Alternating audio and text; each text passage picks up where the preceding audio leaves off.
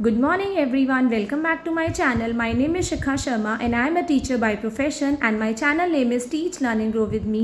So मेरे पास बहुत सारी queries आ रही थी related to English speaking.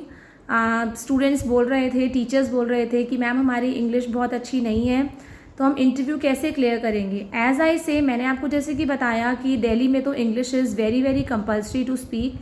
English जो है सारे इंग्लिश मीडियम स्कूल्स में, क्योंकि दिल्ली में ज़्यादातर इंग्लिश मीडियम स्कूल्स हैं, तो इंग्लिश तो आपकी कंपलसरी रहेगी. तो अब आप अपना टीचर इंटरव्यू बिना विद पुअर इंग्लिश कैसे क्लियर कर सकते हैं, कैसे क्वालिफाई कर सकते हैं. अब आप लोगों को ये तो पता है, मैंने अपनी पहले वाली वीडियो में बताया था कि कौन से कॉमन क्वेश्चंस हैं जो हर इंटरव्यू में पूछे जाते हैं.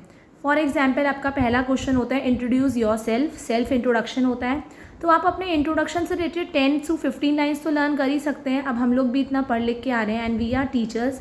आई know you teachers are very very intelligent. मुझे पता है आप सारी टीचर्स बहुत इंटेलिजेंट होंगी और हम 10 से 15 लाइन अपने बारे में 10 to 15 लाइन्स हम लिख सकते हैं और उसको याद तो कर सकते हैं, राइट. जैसे कि आपका क्या नाम है, आप प्रेजेंटली कहाँ पे वर्क कर रहे हो, आपके कितने ईयर्स का एक्सपीरियंस है, इससे पहले आपने कहाँ कहाँ काम किया, आपकी एजुकेशनल क्वालिफिकेशन क्या क्या है, आपकी 10th 12th graduation post graduation वो सब क्या क्या है.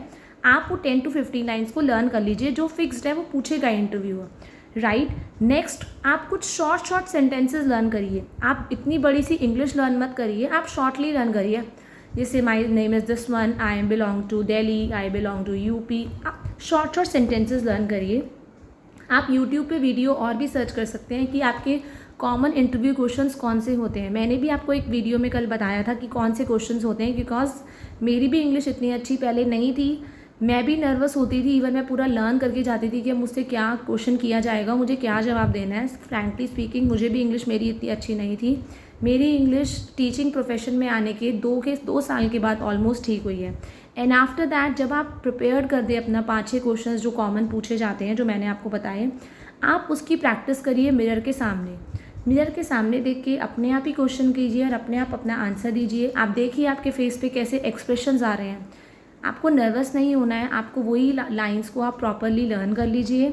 जब बार बोलेंगे हर एक इंटरव्यू में, हर एक स्कूल में जाके बार जब स्कूल में आप जाने लगेंगे. अब मेरी इंग्लिश अच्छी नहीं थी, पर जब मैं कंटिन्यूसली बार इंटरव्यू देती गई अलग अलग स्कूल्स में इंग्लिश में, तो मेरा कॉन्फिडेंस बढ़ता गया. उसके बाद मेरे को प्रिपेयर होने की ज़रूरत नहीं पड़ी इंटरव्यू के लिए.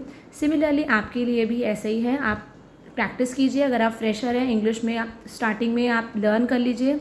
उसके बाद वो लाइंस आपको इतने अच्छे से लर्न हो जाएगी कि आपको कहीं भी जाने में डर नहीं लगेगा.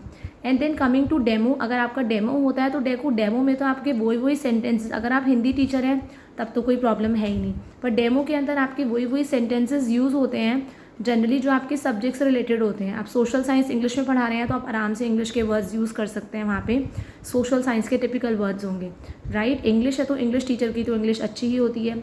साइंस टीचर होती है तो साइंस को साइंटिफिक वर्ड्स होते हैं.